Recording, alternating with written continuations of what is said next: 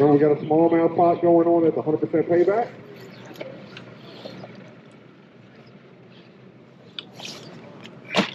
Oh yeah, Candace brought the money with us.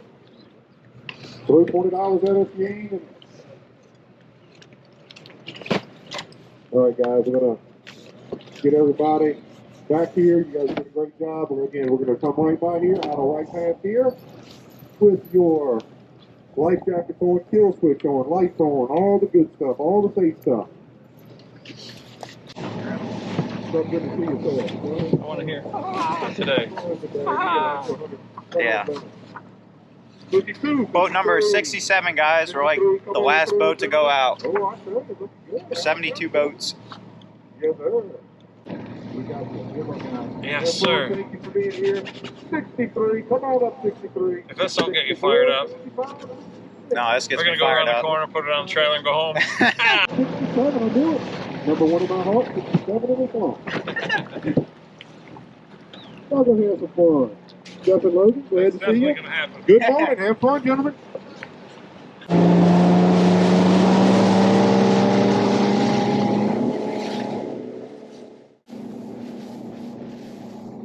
Hey guys, high school bass coach here.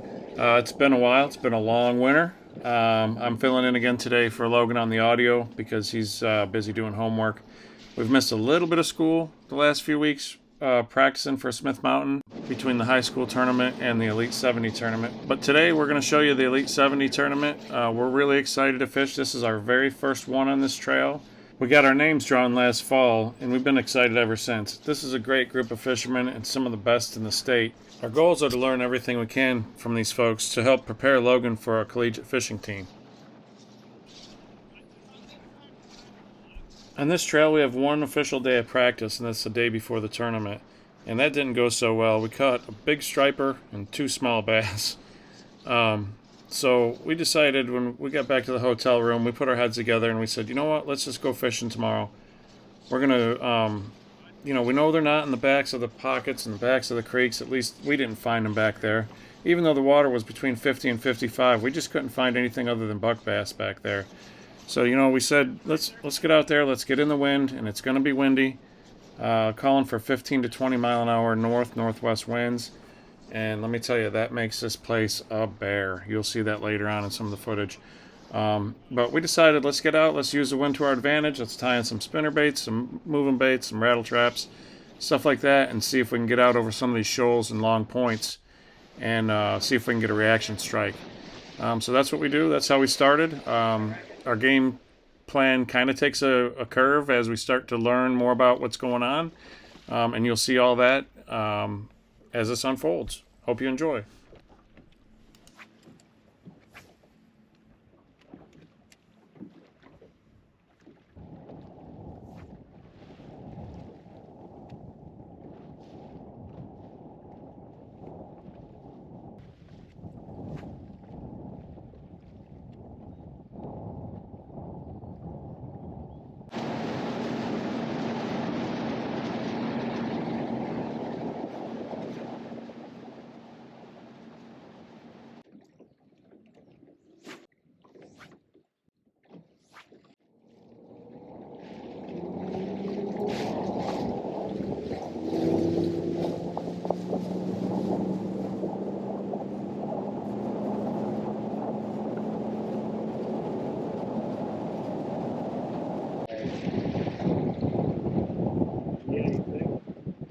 This one? We can throw a spinner bait around on the top. Yeah. God dang,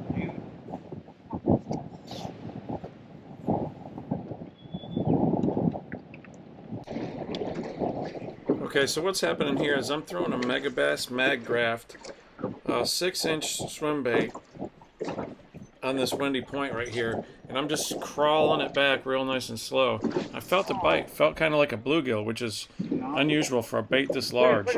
And I looked in the water and I saw the shadow come up behind it, and it was a smallmouth, about a 4-pounder. It was a giant. And then by the time I saw him, he saw me, and you know the rest of the story. Still on it? Oh, I think he saw it, dude. Yeah, he just tapped it though. He didn't really eat it.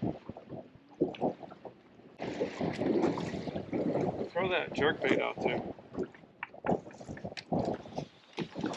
Here's a big one, dude.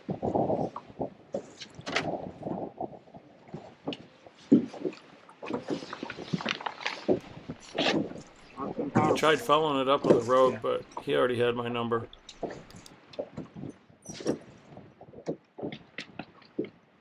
Why did you eat this thing?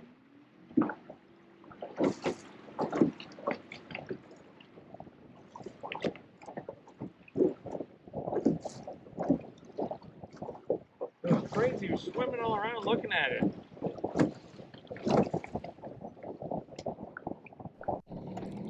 Okay, we've already run several points and shoals, and it didn't really work out how we wanted it to, so we're going to run one more. We're in Gills Creek now. It's a fairly popular creek. I like it because it just has a little bit of everything there. There's a big flat in the back. There's a big flat over here off to the side that you'll be able to see. And this point here has a mud line coming off of it, so I figured it might be a good spot for an ambush point. So we pull up here and throw some spinner baits and a rattle trap style bait.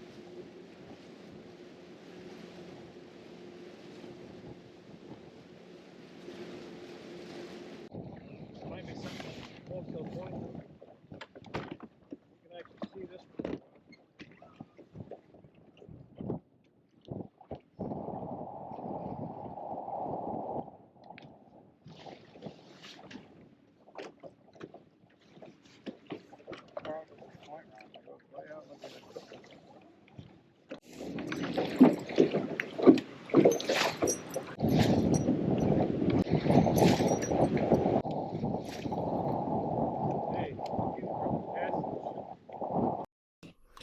Yesterday in practice, we talked about, if we probably ran some boat ramps, the sun comes up, it heats those up, and fish like to lay at the bottom of those, and they can move up and get bluegills and stuff like that. Oftentimes at the bottom of the ramp, there's some uneven concrete or some washout from where a prop has moved the gravel and sand and everything around, so there's a little dip there. So we said, if we fish 20 of these things, we probably ought to be able to catch a limit. The problem was we didn't know where they all were, but there's 6 or 7 of them right here on the other side of this little bay right here. And Logan makes a good call. He said, let's go try those. We got nothing to lose. So we do, and that's what ends up being our primary pattern for this tournament. Well, they can really get along in them kayaks, can't they? Yeah, they were way back in the... Freaking cruising. Look how fast he's going.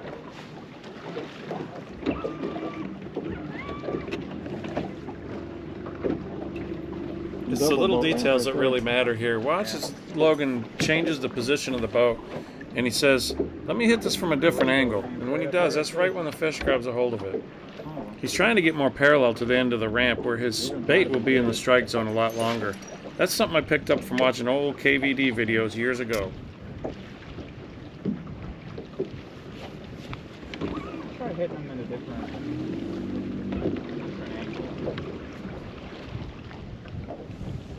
Just went over a brush pile or something like that. Fish.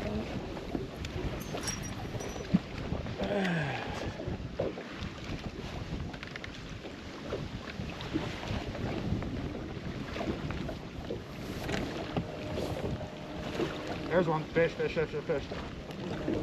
Huh? Got one? Yeah. Need the net? Need the net? All right, good job.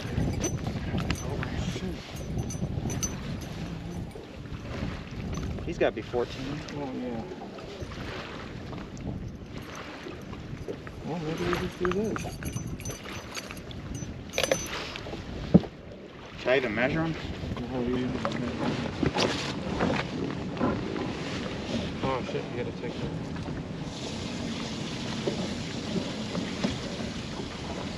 I'm gonna push that rudder.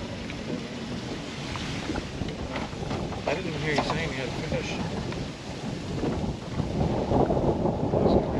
Jig up there for spinner bait's probably the right way to.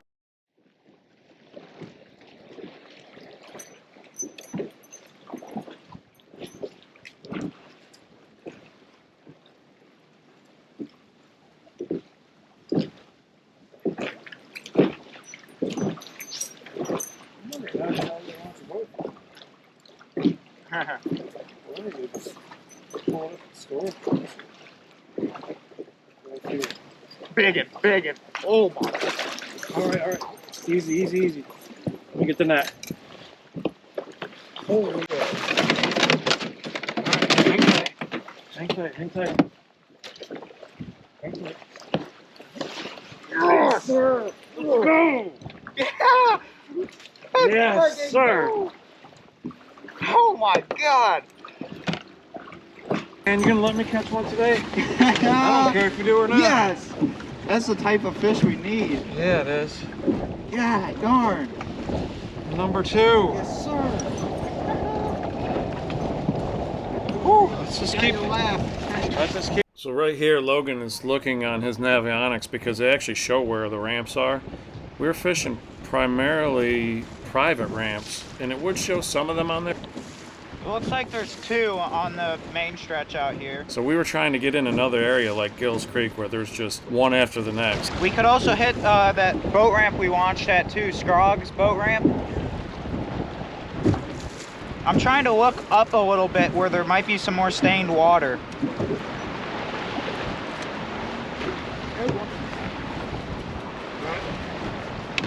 Hang on, I'll get the net.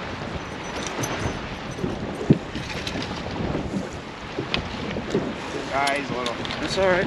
Might keep. He's 14. He's 14. God, they're on them boat ramps, ain't they? Yeah. Number 3. I'm on spot lock.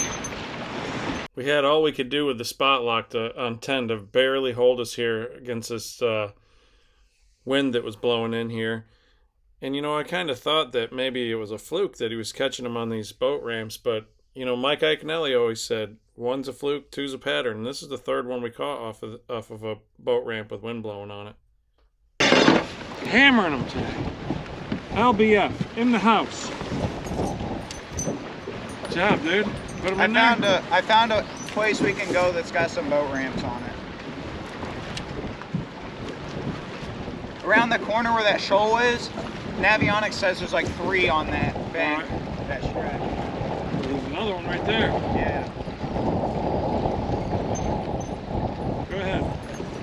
We actually went back and fished some of the better boat ramps a second time, hoping that maybe some more fish had moved up on them.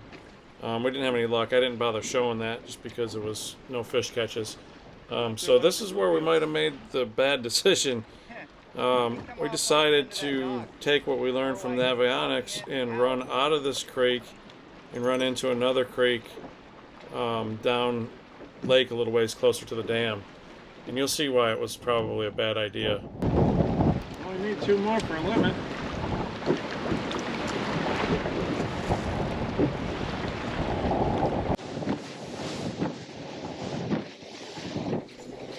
We're trying to make a long left-hand turn here into this creek, and when you hit those waves straight on, the boat will keep you pretty dry and it'll go over top of them pretty good. But when you start turning and hitting them sideways, you're gonna get wet. I don't care what boat you're in. There's 3 to 4 foot waves out there today, and it was nasty.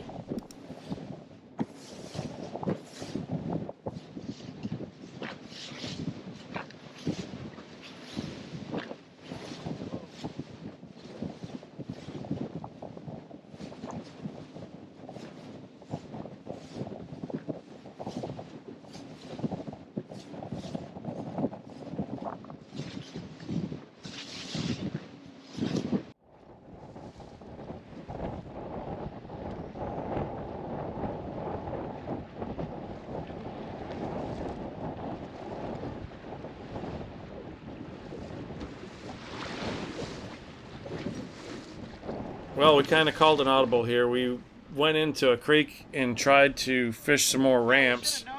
We only found one that was a public ramp with a gas stock on it, so that was no good.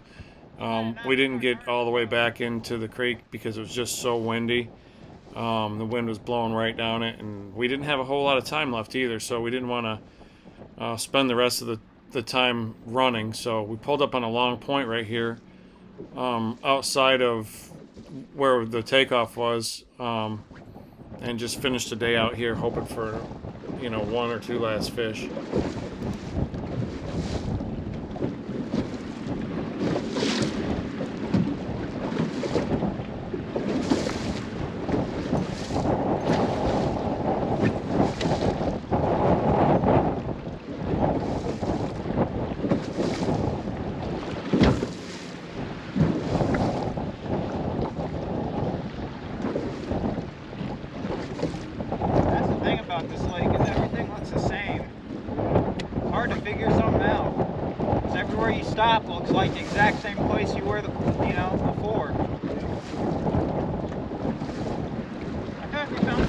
deal with them boat ramps, you know?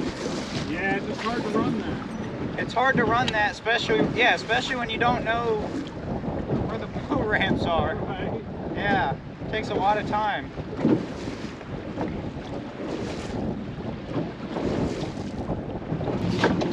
Well, I did my best, bud. Ain't your fault. Yeah. It's kind of hard for you anyways, because you were in the back of the boat, Yeah, and we were throwing a spinnerbait on a boat ramp, and I got the first cast at it every time.